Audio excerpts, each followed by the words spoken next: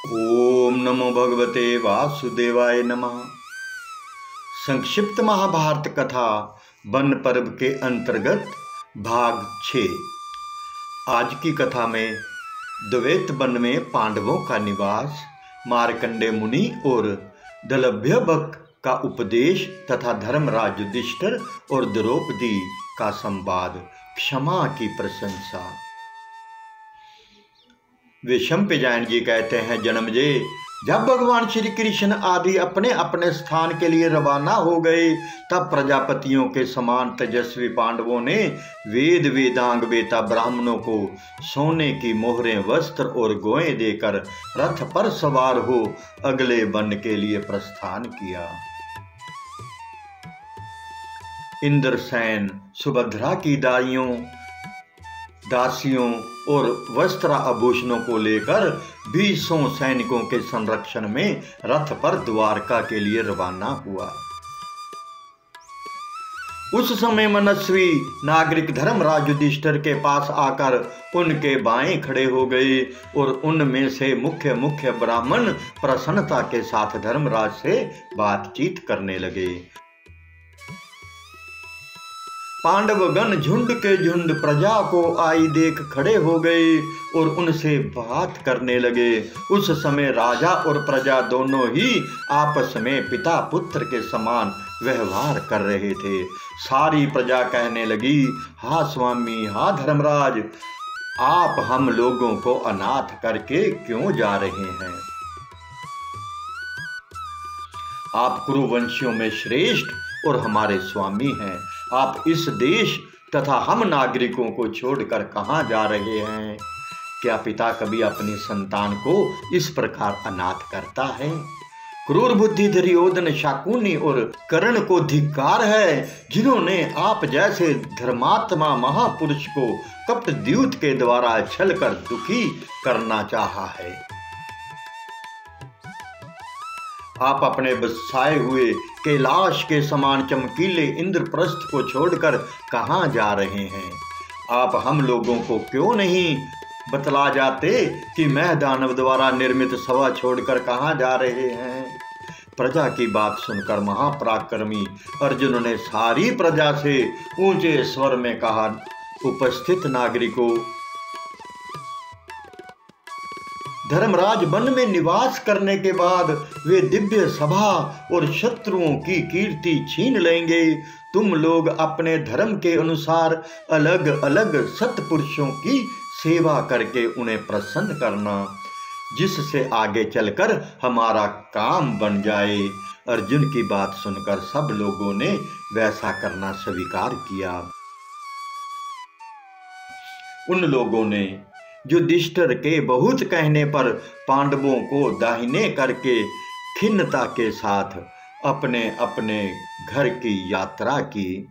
प्रजा के चले जाने पर सत्य प्रतिज्ञ धर्मात्मा युधिष्ठिर ने अपने भाइयों से कहा, हमें 12 वर्ष तक निर्जन वन में रहना है। इसलिए इस जंगल में जहां फूल फल अधिक हो, स्थान रमणीय और सुखदायक हो, ऋषियों के पवित्र आश्रम हो, ऐसा प्रदेश ढूंढ लेना चाहिए। अर्जुन ने धर्मराज का गुरु के समान सम्मान करके कहा, आपने बड़े बड़े ऋषि मुनि और महापुरुषों की सेवा की है। मनुष्य लोक में कोई भी वस्तु आपके लिए अज्ञात नहीं है, इसलिए आपकी जहां इच्छा हो वही निवास करना चाहिए। भाई जी, अब जो वन पड़ेगा उसका नाम द्वैत वन है। उसमें पवित्र जल से भरा एक सरोवर तो है ही, रंग बिरंगे फूल भी खिल रहे हैं और आवश्यक फल भी रहते हैं। वे वन पक्षियों के कलरव से परिपूर्ण रहता है। मुझे तो इस वन में रहना अच्छा लगता है, परंतु आपकी अनुमति हो तभी आज्ञा कीजिए। युधिष्ठिर ने कहा, अर्जुन, मेरी भी यही सम्मति है। आओ हम लोग द्वैत वन में चलें। निश्चित हो जाने पर अग्निहोत्री, सन्यासी, स्वाध्यायशील भिक्षुक वानप्रस्थ तपस्वी व्रती महात्मा ब्राह्मणों के साथ धर्मात्मा पांडवों ने द्वैत वन में प्रवेश किया। वहां धर्मात्मा तपस्वी एवं पवित्र स्वभाव वाले आश्रमवासी धर्मराज के सामने आए।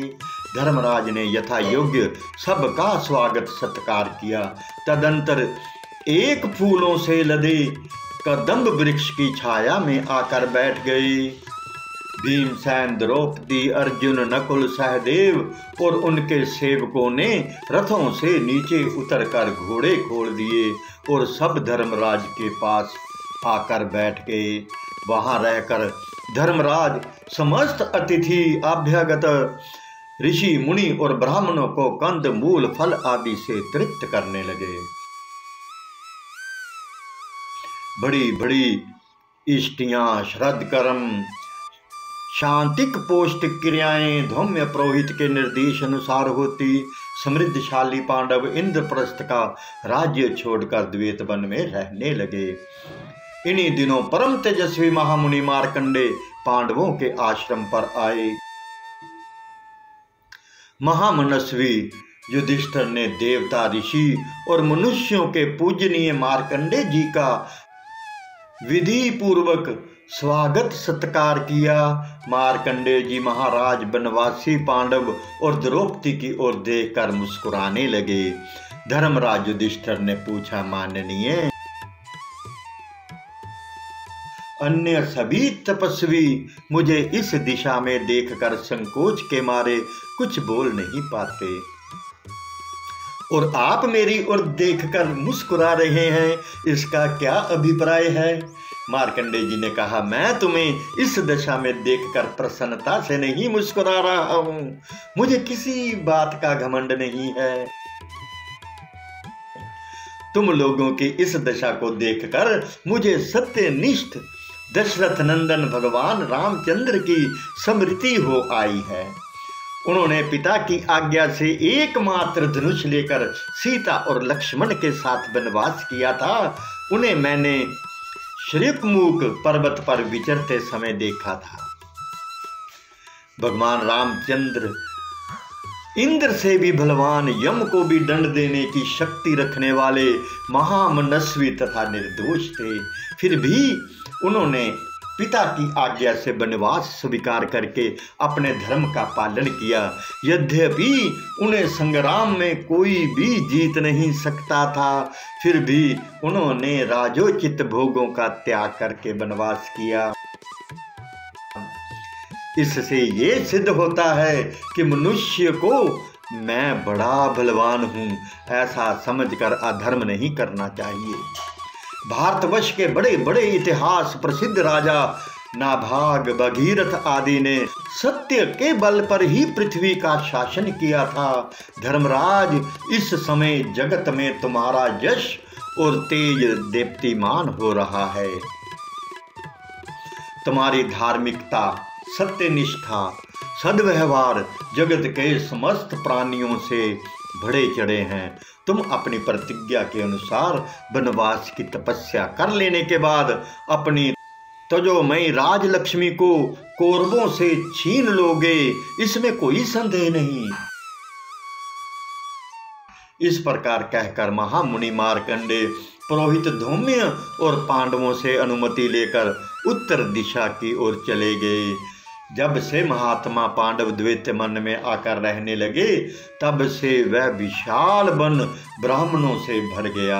उस वन में तथा सरोवर के आसपास ऐसी वेद ध्वनि होती थी जिससे वे ब्रह्मलोक के समान जान पड़ता था। वे ध्वनि जो सुनता उसी के हृदय में वह बस जाती। एक दिन दालभ्यक मुनि ने संध्या के समय धर्मराज युधिष्ठिर से कहा, राजन देखो, इस समय द्वैत वन के आश्रम में सब और तपस्वी ब्राह्मणों की यज्ञ अग्नि प्रज्वलित हो रही है। भृगु, अंगिरा, वशिष्ठ, कश्यप, अगस्त्य और अत्रि गोत्र के उत्तम तपस्वी ब्राह्मण इस पवित्र वन में इकट्ठे हुए हैं और तुम्हारे संरक्षण में सुख सुविधा के साथ अपने अपने धर्म का पालन कर रहे हैं। मैं तुम लोगों से एक बात कहता हूं, सावधानी के साथ सुनो। जब ब्राह्मण और क्षत्रिय मिलजुल कर काम करते हैं, एक दूसरे की सहायता करते हैं, तब उनकी उन्नति और अभिवृद्धि होती है। फिर तो वे अग्नि और पवन के समान हिल मिलकर शत्रुओं के बन भस्म कर डालते हैं। बिना ब्राह्मण का आश्रय लिए दीर्घ काल तक सतत प्रयत्न करने पर भी किसी को इस लोक और परलोक की प्राप्ति नहीं हो सकती। धर्मशास्त्र और अर्थशास्त्र में प्रवीण निर्लोभी ब्राह्मण का आश्रय लेकर ही राजा अपने शत्रुओं का नाश कर सकता है। राजा बलि को ब्राह्मणों की सहायता से ही उन्नति प्राप्त हुई थी। ब्राह्मण एक अनुपम दृष्टि और क्षत्रिय एक अनुपम बल है। ये दोनों जब साथ रहते हैं तब जगत में सुख समृद्धि की अभिवृद्धि होती है। इसलिए विद्वान क्षत्रिय को चाहिए कि अप्राप्त वस्तु की प्राप्ति और प्राप्त वस्तु की वृद्धि के लिए ब्राह्मणों की सेवा करके उनसे ज्ञान प्राप्त करे। युधिष्ठिर, तुम तो सदा सर्वदा ब्राह्मणों के साथ उत्तम व्यवहार करते ही हो, इसलिए लोक में तुम यशस्वी हो रहे हो। धर्मराज युधिष्ठिर ने बड़ी प्रसन्नता के साथ दलभ्यक मुनि के उपदेश का अभिनंदन किया। महात्मा वेद व्यास, नारद, परशुराम, पृथुश्रवा, इंद्रद्युम्न, भलुक्य, हारीति, अग्नि, वैश्य आदि बहुत से व्रतधारी ब्राह्मणों ने दलभ्यक और धर्मराज युधिष्ठिर का सम्मान किया। विषम जैन जी कहते हैं, जन्मजय, एक दिन संध्या के समय वनवासी पांडव कुछ शोकग्रस्त से होकर द्रौपदी के साथ बैठकर बातचीत कर रहे थे। बातचीत के सिलसिले में द्रौपदी कहने लगी, सचमुच दुर्योधन बड़ा क्रूर और दुरात्मा है। हम लोगों को दुखी देखकर उसे तनिक भी तो दुख नहीं होता। हरे हरे, उसने हम लोगों को मृगछाला उड़ाकर घोर जंगल में भेज दिया, परंतु उसे रत्ती भर भी पश्चाताप नहीं हुआ। अवश्य ही उसका हृदय फौलाद से बना होगा। एक तो उसने कपटद्यूत में जीत लिया, फिर आप जैसे सरल और धर्मात्मा पुरुष को भरी सभा में कठोर वचन कहे, और अब अपने मित्रों के साथ मौज उड़ा रहा है। अब मैं देखती हूं कि आप लोग सुनहरी पलंग छोड़कर कुशाकाश के बिछौनों पर सो रहे हैं। मुझे हाथी दांत का सिंहासन याद आ जाता है और मैं रो पड़ती हूँ। बड़े बड़े राजा आप लोगों को घेरे रहते थे, आप लोगों का शरीर चंदन चर्चित होता था।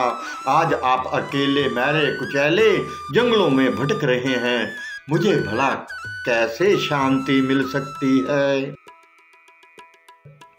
आपके महलों में प्रतिदिन हजारों ब्राह्मणों को इच्छा अनुसार भोजन कराया जाता था, और आज हम लोग फल मूल खाकर जीवन निर्वाह कर रहे हैं। मेरे प्यारे स्वामी भीमसेन को वनवासी और दुखी देखकर आपके चित्त में क्रोध क्यों नहीं उमड़ता? भीमसेन अकेले ही रणभूमि में सब कौरवों को मार डालने का उत्साह रखते हैं, परंतु आपका रुख ना देखकर मन महसूस कर रह जाते हैं।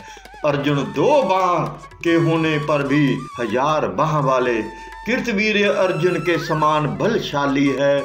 उन्हीं के अस्त्र कौशल से चकित होकर बड़े बड़े राजा आपके चरणों में प्रणाम करके आपके यज्ञ में आकर ब्राह्मणों की सेवा करते थे। वही देवता और दानवों के पूजनीय पुरुष सिंह अर्जुन आज वनवासी हो रहे हैं। आपके चित्त में क्रोध का उदय क्यों नहीं होता? सावला रंग, विशाल शरीर, हाथों में ढाल तलवार और वीरता में अप्रियतम, ऐसे नकुल और सहदेव को वनवासी देखकर आप क्यों चुप हो रहे हैं? राजा द्रुपद की पुत्री महात्मा पांडु की पुत्र वधू धृष्टद्युम्न की बहन और पांडवों की पतिव्रता पत्नी मैं आज बन बन भटक रही हूँ। आपकी सहन शक्ति को धन्य है। ठीक है, आप में क्रोध नहीं है। जिसमें क्रोध और तेज ना हो वह कैसा क्षत्रिय जो समय आने पर अपना तेज नहीं प्रकट कर सकता। सभी प्राणी उसका तिरस्कार करते हैं। शत्रुओं से क्षमा का नहीं, प्रताप के अनुरूप व्यवहार करना चाहिए। द्रौपदी ने फिर कहा, राजन, पहले जमाने में राजा बलि ने अपने पितामह प्रहलाद से पूछा था, पितामह, क्षमा उत्तम है या क्रोध? आप कृपा करके मुझे ठीक ठीक समझाइए। प्रहलाद जी ने कहा, क्षमा और क्रोध दोनों की एक व्यवस्था है। ना सर्वदा क्रोध उचित है और ना क्षमा। जो पुरुष सर्वदा क्षमा करते जाते हैं उनके सेवक पुत्र दास और उदासीन वृत्ति के पुरुष भी कटु वचन कहकर तिरस्कार करने लगते हैं, अवज्ञा करते हैं। धृत पुरुष क्षमाशील को दबाकर उसकी स्त्री को भी हड़पना चाहते हैं। स्त्रियां भी स्वेच्छा अनुसार बर्ताव करने लगती हैं और पतिव्रत धर्म से भ्रष्ट होकर अपने पति का भी अपकार कर डालती हैं। इसके अतिरिक्त जो पुरुष कभी क्षमा नहीं करता, हमेशा क्रोध ही करता है, वह क्रोध के आवेग में आकर बिना विचार किए सबको दंड ही देने लगता है। वह मित्रों का विरोधी और अपने कुटुंब का शत्रु हो जाता है। सब ओर से अपमानित होने के कारण उसके धन की हानि होने लगती है, दुत्कार मिलती है। उसके मन में संताप, ईर्ष्या और द्वेष बढ़ने लगता है। इससे उसके शत्रुओं की वृद्धि होती है। वह क्रोधवश अन्याय पूर्वक किसी को दंड दे बैठता है। उसके फलस्वरूप ऐश्वर्य, सब्जन और अपने प्राणों से भी उसे हाथ धोना पड़ता है। जो सबसे रोब दाब के साथ ही मिलता है उससे लोग डरने लगते हैं। उसकी भलाई करने से हाथ खींच लेते हैं, उसमें दोष देखकर चारों ओर फैला देते हैं। इसलिए ना तो हमेशा उग्रता का बर्ताव करना चाहिए और ना हमेशा सरलता का। समय के अनुसार उग्र और सरल बन जाना चाहिए। जो समय के अनुसार सरलता और उग्रता को धारण करता है उसे इस लोक और परलोक में सुख की प्राप्ति होती है। अब मैं तुम्हें क्षमा करने के अवसर बताता हूँ। यदि किसी मनुष्य ने पहले उपकार किया हो फिर उससे कोई बड़ा अपराध बन जाए तो पहले के उपकार पर दृष्टि रखकर उसे क्षमा कर देना चाहिए। यदि कोई मनुष्य मूर्खतावश अपराध कर दे तब भी क्षमा कर देना चाहिए, क्योंकि सब लोग सभी कामों में चतुर नहीं हो सकते। इसके विपरीत जो लोग जानबूझकर अपराध करते हों और कहते हों कि हमने जानबूझकर अपराध नहीं किया है तो उन्हें थोड़ा अपराध करने पर भी पूरा दंड देना चाहिए। कुटिल पुरुषों को क्षमा नहीं करना चाहिए। एक बार का अपराध तो चाहे किसी का भी क्षमा कर देना चाहिए, परंतु दूसरी बार दंड अवश्य देना चाहिए। मृदुलता से उग्र और कोमल दोनों प्रकार के पुरुष वश में किए जा सकते हैं। मृदुल पुरुष के लिए कुछ भी असाध्य नहीं है। इसलिए मृदुलता ही श्रेष्ठ साधन है। अतः देश काल समर्थ और कमजोरी पर पूरा विचार करके मधुलता और उग्रता का व्यवहार करना चाहिए। कभी कभी तो भय से भी क्षमा करनी पड़ती है। यदि कोई ऊपर कही बातों के प्रतिकूल बर्ताव करता हो तो उसे क्षमा ना करके क्रोध से भी काम लेना चाहिए। द्रौपदी ने आगे कहा, राजन, धृतराष्ट्र के पुत्र अपराध पर अपराध करते जा रहे हैं। उनका लालच असीम है। मैं समझती हूँ कि अब उन पर क्रोध करने का समय आ गया है। आप उन्हें क्षमा ना करके उन पर क्रोध कीजिए। युधिष्ठिर ने कहा, प्रिय, मनुष्य को क्रोध के वश में ना होकर क्रोध को अपने वश में करना चाहिए। जिसने क्रोध पर विजय प्राप्त कर ली वह कल्याण भाजन हो गया। क्रोध के कारण मनुष्यों का नाश होता प्रत्यक्ष दिखता है। मैं अब नीति के हेतु क्रोध को वश में कैसे कर सकता हूँ। क्रोधी मनुष्य पाप करता है, गुरुजनों को मार डालता है, श्रेष्ठ पुरुष और कल्याणकारक वस्तुओं का भी कठोर वाणी से तिरस्कार करता है। फलतः विपत्ति में पड़ जाता है। क्रोधी मनुष्य ये नहीं समझ सकता कि क्या कहना चाहिए क्या नहीं, जो मन में आया बक डालता है। उसे इस बात का भी पता नहीं चलता कि क्या करना चाहिए क्या नहीं, जो चाहे कर डालता है। वह जिलाने योग्य को मार डालता है। मार डालने योग्य की पूजा करता है और क्रोध के आवेश में आत्महत्या करके अपने को नरक में डाल देता है। क्रोध दोषों का घर है। बुद्धिमान पुरुषों ने अपनी लौकिक उन्नति, परलौकिक सुख और मुक्ति प्राप्त कराने के लिए क्रोध पर विजय प्राप्त की है। क्रोध के दोष गिने नहीं जा सकते। इसी से यही सब सोचने विचारने से मेरे चित्त में क्रोध नहीं आता।